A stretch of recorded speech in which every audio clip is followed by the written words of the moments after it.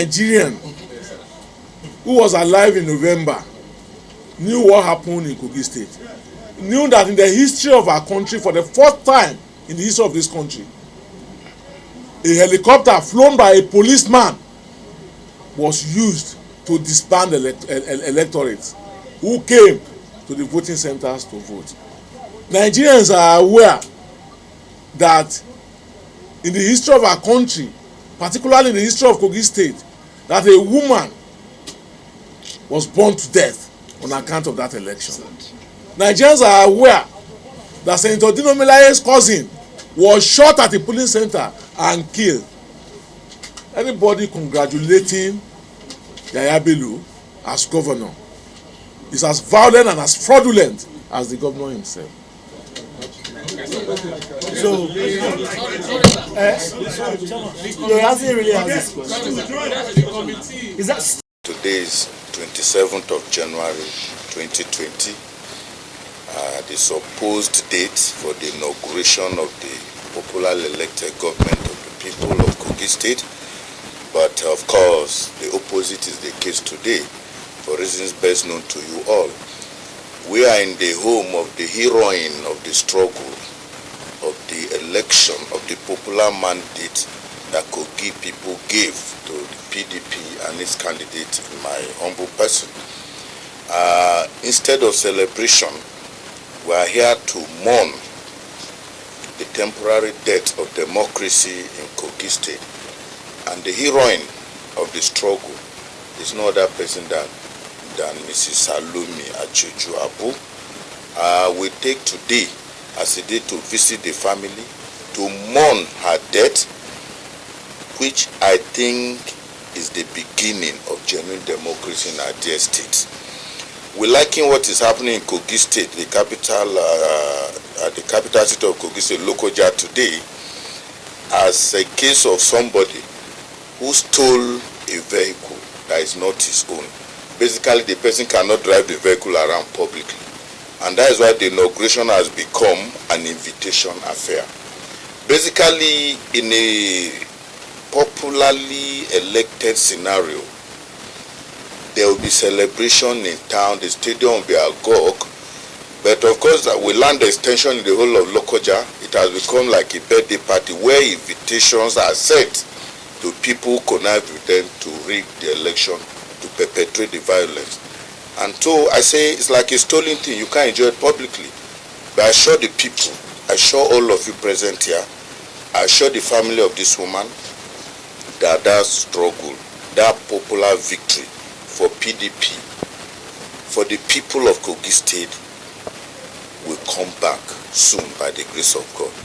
Like we all know, we are in court because we feel judiciary is the last hope of the common people, like all of us present here. And because we are law-abiding citizens of the state, we've decided to just address the press without protest. Because at the end of the day, like we know, and we hope it will be, judiciary will be the last hope, where we hope by the grace of God, this mandate will be returned to the people.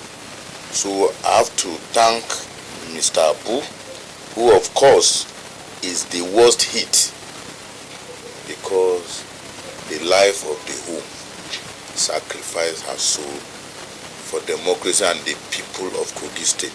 As I've always said, Kogi State is under bondage. Kogi State is being ruled by people who don't even care about them.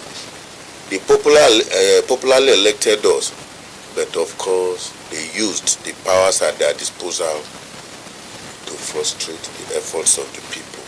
I want to use the opportunity to assure the people of Kogi State that we didn't want to just sit down and allow this date to go without mourning this woman, without mourning what happened in Kogi State, without mourning what I call the dark day today in Kogi State, because the government being sworn in secretly is not the one they voted for.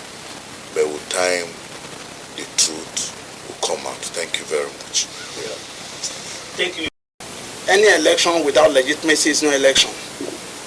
Legitimacy is when people believe in you and voted for you you are proud to appear before them to say, thank you for voting me. But in this case, it's not. So I know that there is no legitimacy. The legal government to be inaugurated today, to the best of my knowledge, is an illegal government. It cannot enjoy the mandate of the people, and there is no way they can be proud to visit local government. Ordinarily, today would have been a day of celebration for all, both opposition and the ruling party. But the way it is now is not. The state is under siege.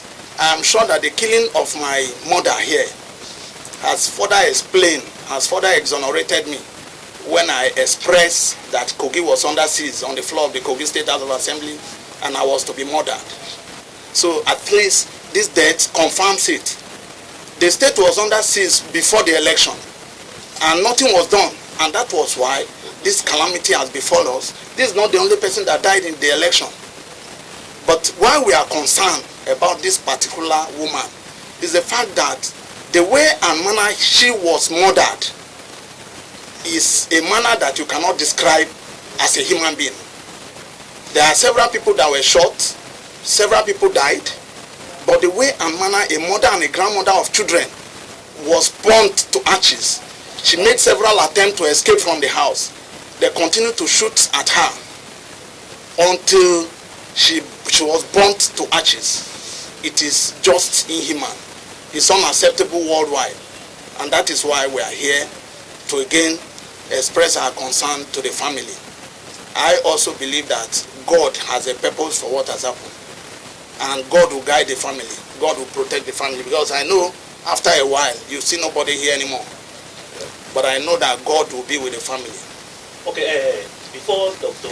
Get power, government with the blood of innocent Kogi State. But it's unfortunate. I strongly believe that whatever is happening in Kogi State today is not something that will last. It's just a temporary arrangement. And that is why the government is great. The inauguration is a kitchen arrangement.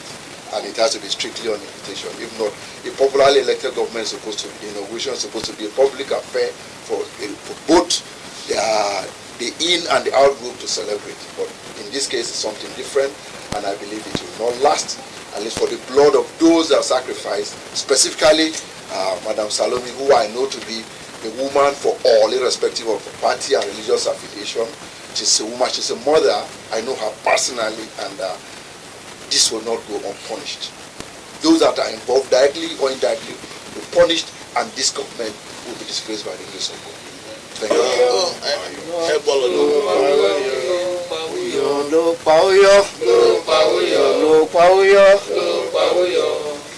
Well, just the absence of presence, the matriarch of this home, and our mother in this trouble can never die in vain. She has paid the supreme price and sacrifice for Kogi to be liberated. I will tell you that Mama saw death coming. She knew they were coming to kill her. Left for others, they will run, but she stayed just to save a nation. Her spirit will never go down. The spirit will lead us through this trouble. The spirit will guide us. The spirit will guide this family. The spirit will fight this battle for us. What they are doing in Lokoja is mourning. They are mourning themselves. They are doing funeral of those who are murderers. That time will unveil and disgrace and destroy them. We shall not give up. But government will insist, government must tell us the killers of this woman. I want to know the killer of my mother here.